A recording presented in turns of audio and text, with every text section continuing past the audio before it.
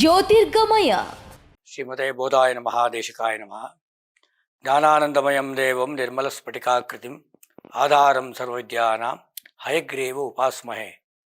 ಅಮಲಕನಕವರ್ಣಂ ಪ್ರಜ್ವಲತ್ಪಾವಕಾಕ್ಷಂ ಸರಸಿಜನಿ ವಿಭೋಕ್ತಂ ಸರ್ವದಾ ಸುಪ್ರಸನ್ನಂ ಪಟುತರಗನಗಾತ್ರಂ ಕುಂಡಲಾಲಂಕೃತಾಂಗಂ ರಣಶೇಖರವಾಲಂ ರಾಮದೂತಂ ನಮಾಮಿ. ವೀಕ್ಷಕ ಬಂಧುಗಳಲ್ಲಿ ರಾಷ್ಟ್ರೀಯ ಗೌರವ ರತ್ನ ಡಾಕ್ಟರ್ ಎಸ್ ವಾಸುದೇವ ಭಟ್ಟರಾದ ನಾನು ಹಲವಾರು ಉಪಯುಕ್ತವಾದಂಥ ನಿತ್ಯವೂ ನಾವು ಅನುಸರಿಸ್ತಕ್ಕಂತಹ ಕಾರ್ಯಗಳ ಬಗ್ಗೆ, ದೇವಾಲಯಗಳಿಗೆ ಪ್ರವೇಶವನ್ನು ಮಾಡುವಂಥ ವಿಧಿವಿಧಾನಗಳ ಬಗ್ಗೆ ತಮಗೆ ಒಂದು ಸಣ್ಣ ವಿಷಯವನ್ನು ತಿಳಿಸೋದಕ್ಕೆ ಇಚ್ಛೆಪಡ್ತಾ ಇದ್ದೇನೆ. ಸಾಮಾನ್ಯವಾಗಿ ನಾವು ನಿತ್ಯವೂ ಆಲಯ ಪ್ರವೇಶವನ್ನು ಮಾಡಬೇಕು ಅಂತೇಳಿ ಶಾಸ್ತ್ರ ಹೇಳುತ್ತೆ. ನಿತ್ಯವೂ ದೇವಾಲಯಕ್ಕೆ ಹೋಗಬೇಕು. ಆದರೆ ಇವತ್ತಿನ ದಿವಸ ನಮ್ಮ ನಿತ್ಯ ಕರ್ಮಗಳಿಗೋಸ್ಕರವಾಗಿ ಮೀಸಲಿಡೋದೇ ಬಹಳ ಕಷ್ಟವಾಗಿದೆ. ಇದೊಂಥರ ಮೆಕ್ಯಾನಿಕಲ್ ಲೈಫ್ ಆಗಿರೋದ್ರಿಂದ ನಿತ್ಯವೂ ದೇವಾಲಯಗಳಿಗೆ ಹೋಗೋದಕ್ಕೆ ಅನಾನುಕೂಲ. ಪೂಜಾ ವಿಧಾನಗಳಲ್ಲಿ ಎರಡು ವಿಧಾನ, ಒಂದು ಸ್ವಾರ್ಥಾರಾಧನೆ, ಇನ್ನೊಂದು ಪರಾರ್ಥಾರಾಧನೆ. ಸ್ವಾರ್ಥಾರಾಧನೆ ಅಂತಂದರೆ ನಾವು ಮನೆಯಲ್ಲೇ ದೇವ್ರ ಮನೆ ಇರುತ್ತೆ, ಆ ಮನೆಯಲ್ಲೇ ದೇವರಿಗೆ ಪೂಜೆಯನ್ನು ಮಾಡಿಕೊಂಡು ದೀಪ ಹಚ್ಚಿ ನಮಸ್ಕಾರವನ್ನು ಮಾಡ್ಕೊಂಡು ಹೋಗ್ತಕ್ಕಂಥದ್ದು ಒಂದು ವಿಧಾನ. ಅದು ಸ್ವಾರ್ಥಾರಾಧನೆ, ನಮಗೋಸ್ಕರ ನಾವು ಮಾಡ್ಕೊಳ್ತಕ್ಕಂಥ ಒಂದು ಆರಾಧನೆ ಅಂತೇಳಿ.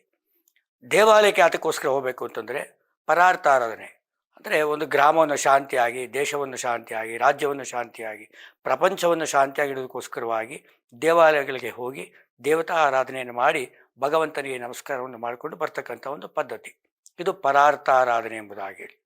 ಉದಾಹರಣೆಗೆ ಪ್ರತಿಯೊಂದು ದೇವಸ್ಥಾನದಲ್ಲೂ ಅರ್ಚಕರಾಗಿರ್ತಕ್ಕಂಥವರು ಕೆಲವು ಮಂತ್ರಗಳನ್ನ ಹೇಳ್ತಾ ಇರ್ತಾರೆ. ಧ್ರುವಂತೆ ರಾಜ ದ್ರಾವರಣೋ ಧ್ರುವಂದೇವೋ ಬೃಹಸ್ಪತಿ ಧ್ರುವಂತ ಇಂದ್ರಶ್ಚಾಗ್ನಿಶ್ಚ ರಾಷ್ಟ್ರಂದಾರ್ಯತಾಂ ಧ್ರುವಂ ಧ್ರುವಂ ಅಂತ. ಅಂದರೆ ಪಂಚಭೂತಗಳಿಗೂ ಇಂದ್ರಾದಿ ಅಷ್ಟ ದಿಕ್ಪಾಲಕರಿಗೂ ಕೂಡ ಬೇಡ್ಕೊಳ್ತಕ್ಕಂಥದ್ದು ನಮ್ಮ ದೇಶಕ್ಕೆ, ನಮ್ಮ ರಾಜ್ಯಕ್ಕೆ, ನಮ್ಮ ಇರ್ತಕ್ಕಂಥ ಗ್ರಾಮಗಳಲ್ಲಿ ಯಾವ್ಯಾವ ಸಂದರ್ಭದಲ್ಲಿ ಮಳೆ ಬೆಳೆ ಎಲ್ಲ ಚೆನ್ನಾಗಿ ಇಡೀ ರಾಷ್ಟ್ರಗಳನ್ನೆಲ್ಲ ಕಾಪಾಡ್ದು ಅಂತೇಳಿ ಪ್ರಾರ್ಥನೆ ಮಾಡಿಕೊಳ್ತಕ್ಕಂಥ ಒಂದು ಮಂತ್ರವೇ ಧ್ರುವಂತೆ ರಾಜ ದ್ರಾವಣ. ಅಂದರೆ ಇಂದ್ರನನ್ನು ಸೇರಿಸ್ಕೊಂಡು ಅಷ್ಟದಿಕ್ಪಾಲಕರಾದಿಯಾಗಿ ಪಂಚಭೂತಗಳಿಗೂ ಪ್ರಾರ್ಥನೆ ಮಾಡಿಕೊಳ್ತಕ್ಕಂಥ ಒಂದು ಮಂತ್ರ. ಅಂದರೆ ಬರೀ ನಮ್ಮ ದೇಶಕ್ಕೆ ಮಾತ್ರ ಹೇಳ್ಕೊಳ್ಳುವಂಥದ್ದಲ್ಲ. ರಾಷ್ಟ್ರಂ ಧಾರ್ಯತಾಂ ಧ್ರುವಂ ಧ್ರುವಂ. ನಮ್ಮ ರಾಷ್ಟ್ರ ಒಂದೇ ಅಲ್ಲ, ಇಡೀ ಪ್ರಪಂಚದಲ್ಲಿರುವ ಎಲ್ಲ ರಾಷ್ಟ್ರಗಳಿಗೂ ಅನುಕೂಲವನ್ನು ಮಾಡಿಕೊಳ್ಳತಕ್ಕಂಥದ್ದೇ ನಮ್ಮ ಒಂದು ಧರ್ಮದ ಒಂದು ವೈಶಿಷ್ಟ್ಯತೆ. ಹಾಗೆ ನಾವು ನಿತ್ಯವೂ ಕೂಡ ದೇವಾಲಯಗಳಿಗೆ ಭೇಟಿ ಮಾಡ್ತಾ ಇರ್ತೇವೆ. ನಮಗೆ ಹೋಗ್ತೇವೆ ಅನ್ನೋ ನಿಜ, ಆದರೆ ಯಾವ ರೀತಿಯಲ್ಲಿ ಹೋಗ್ತೀವಿ, ಅಲ್ಲಿ ಹೋದಾಗ ನಮ್ಮ ಕರ್ಮಗಳೇನು, ನಾವು ಯಾವ ರೀತಿಯಾಗಿ ಅದನ್ನು ಅನುಸರಣೆ ಮಾಡಬೇಕು ಅನ್ನತಕ್ಕಂಥದ್ದನ್ನು ಹಲವಾರು ಪ್ರಮುಖ ಅಂಶಗಳಿವೆ, ಅದನ್ನು ತಿಳ್ಕೋಬೇಕಾಗಿದೆ. ಒಂದು ದೇವಾಲಯ ಅಂತಂದರೆ ಆ ದೇವಾಲಯಕ್ಕೆ ಗರ್ಭಗೃಹ ಅಂದರೆ ದೇವಸ್ಥಾನದ ಗರ್ಭಗುಡಿ ಮೇಲಿರ್ತಕ್ಕಂಥ ಒಂದು ವಿಮಾನ ಗೋಪುರ ಇರುತ್ತೆ, ಶುಕನಾಸಿಕ, ಸ್ತೂಪಿಕ, ಮಧ್ಯರಂಗ, ನಾಟ್ಯರಂಗ, ಆ ಕಡೆ ಈ ಕಡೆ ಇರ್ತಕ್ಕಂಥ ಕಾಂಪೌಂಡ್ಗಳು, ಕೈಗಳು, ಮುಂದುಗಡೆ ರಾಜಗೋಪುರ ಇರುತ್ತೆ. ಆ ರಾಜಗೋಪುರ ಪಾದ.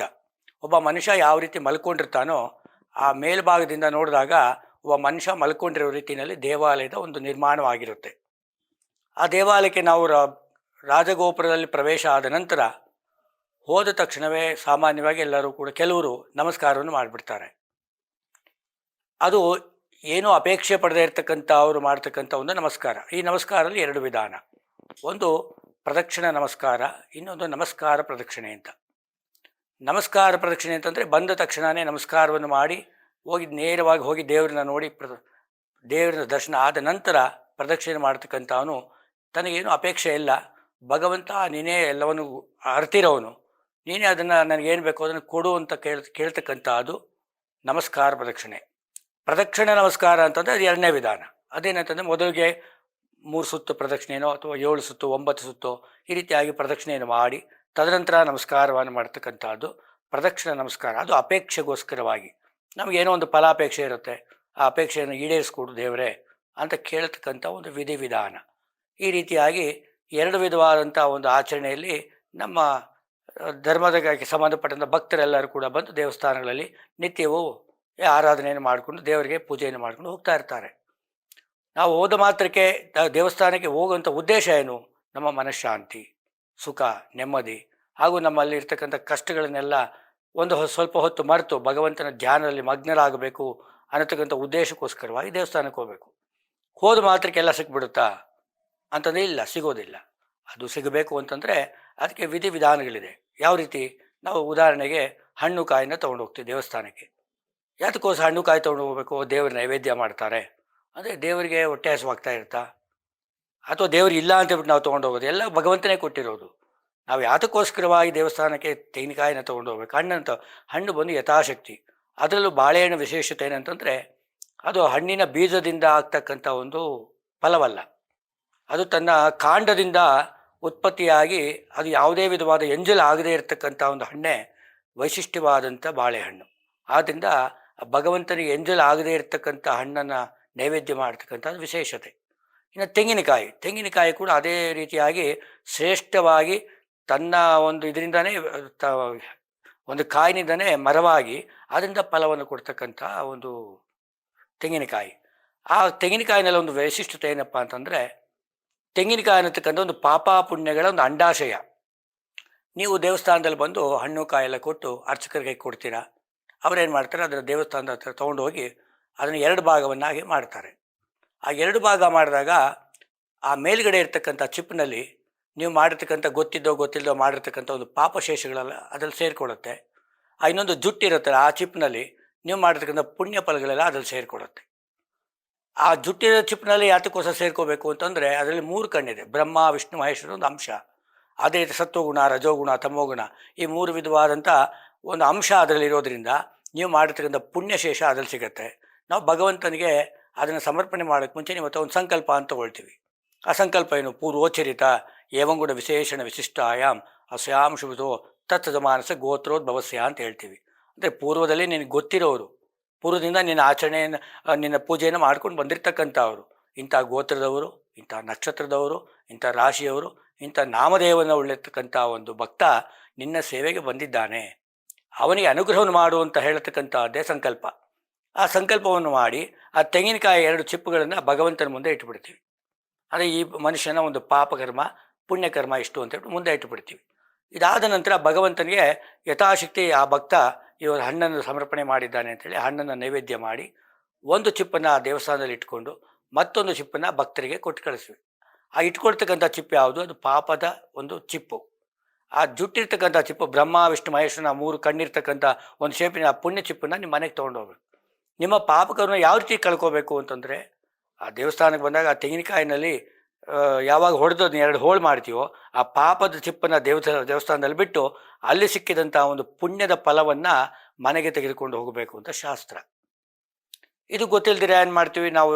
ಈಗ ತೆಂಗಿನಕಾಯಿ ಬೆಲೆಗಳೆಲ್ಲ ವಿಪರೀತವಂತ ರೇಟ್ ಇದೆ. ಆ ಉದ್ದೇಶಕ್ಕೋಸ್ಕರ ಒಂದು 25 ರೂಪಾಯಿ 30 ರೂಪಾಯಿ ಕೊಟ್ಟು ತೆಂಗಿನಕಾಯಿ ತಂದು ಒಂದು ಚಿಪ್ಪು ದೇವಸ್ಥಾನ ಹಿಡ್ಕೊಂಡ್ಬಿಟ್ರಲ್ಲ ಅನ್ನೋಂಥ ಭಾವನೆಗಳು ಕೆಲವರಿಗೆ ಬರುತ್ತೆ, ಬಡವರಿಗೆ. ಯಾಕಂದರೆ ಈ ಕಾಲಕ್ಕೆ ಆಗಿದೆ. ಹಾಗಿರೋದ್ರಿಂದ 2 ಚಿಪ್ಪನ್ನು ಕೊಟ್ಟು ತೊಗೊಂಬಂದುಬಿಡ್ತೀವಿ.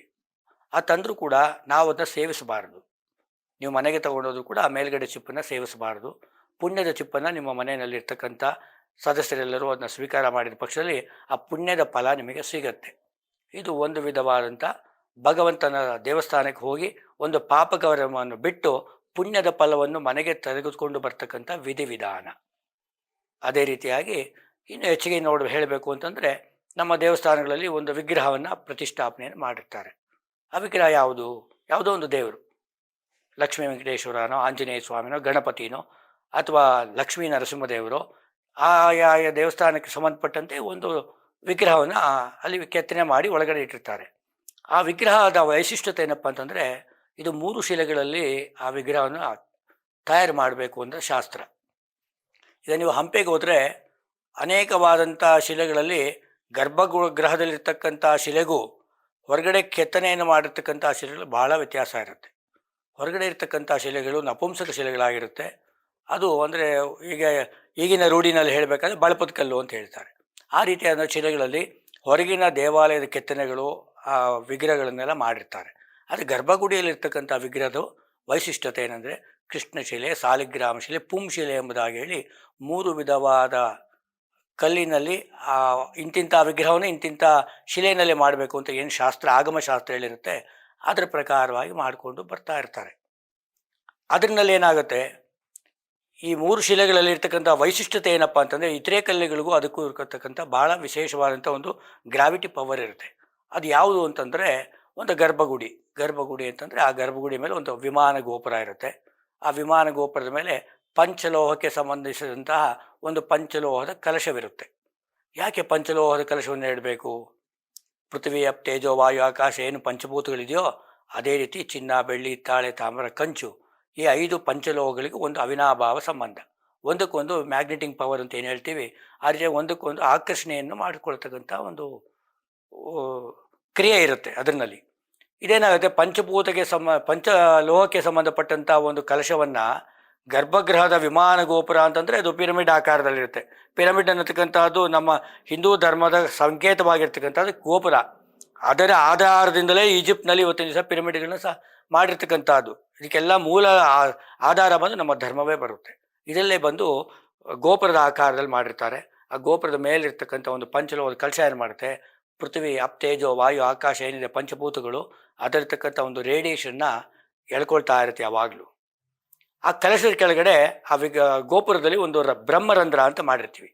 ಆ ಬ್ರಹ್ಮರಂಧ್ರ ಬಂದು ಕೆಳಗಡೆ ಇರ್ತಕ್ಕಂಥ ಗರ್ಭಗೃಹಕ್ಕೆ ಕನೆಕ್ಷನ್ನು. ಆ ಗರ್ಭಗೃಹದಲ್ಲಿ ಇರ್ತಕ್ಕಂಥ ವಿಗ್ರಹ ಏನಿದೆ, ಕೃಷ್ಣಶಿಲೇನೋ, ಸಾಲಿಗ್ರಾಮ ಶಿಲೇನೋ, ಪುಂಶಿಲೇನೋ, ಅದು ಯಾವುದೇ ಆಗಿದೋ ಅದರಲ್ಲಿ ಆ ರೇಡಿಯೇಷನ್ನು ರೊಟೇಟ್ ಆಗ್ತಾ ಇರುತ್ತೆ. ನಾವು ಸಾಮಾನ್ಯವಾಗಿ ಮನೆಗಳಲ್ಲಿ ಸ್ನಾನವನ್ನು ಮಾಡಿಕೊಂಡು ನಾರ್ಮಲಾಗಿ ಓಡಾಡ್ತಾ ಇದ್ದರೆ ನಮ್ಮ ಮುಖದಲ್ಲಿ ಅಷ್ಟು ವರ್ಚಸ್ ಕಾಣಲ್ಲ. ಅದೇ ವ್ಯಕ್ತಿ ಒಂದು ದೇವಸ್ಥಾನಕ್ಕೆ ಹೋಗಿ ಬಂದರೆ ಆ ವ್ಯಕ್ತಿಯ ಮುಖದಲ್ಲಿ ಏನೋ ಒಂಥರ ಕಾಂತಿ ಹೆಚ್ಚಾಗಿ ಕಾಣ್ತಾ ಇರುತ್ತೆ.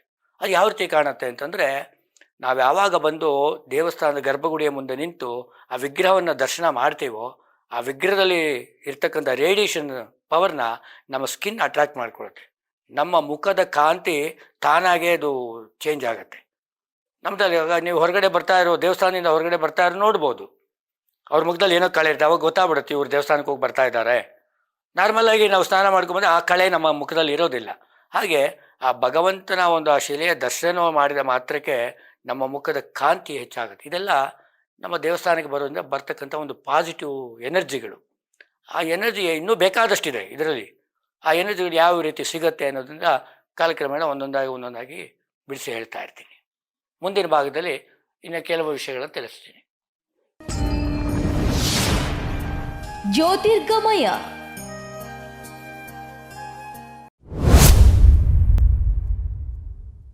ಲೈಕ್ ಮಾಡಿ, ಶೇರ್ ಮಾಡಿ, ಸಬ್ಸ್ಕ್ರೈಬ್ ಮಾಡಿ. ನೋಡ್ತಾ ಇರಿ ರಿಯಲ್ ಬೆಂಗಳೂರು.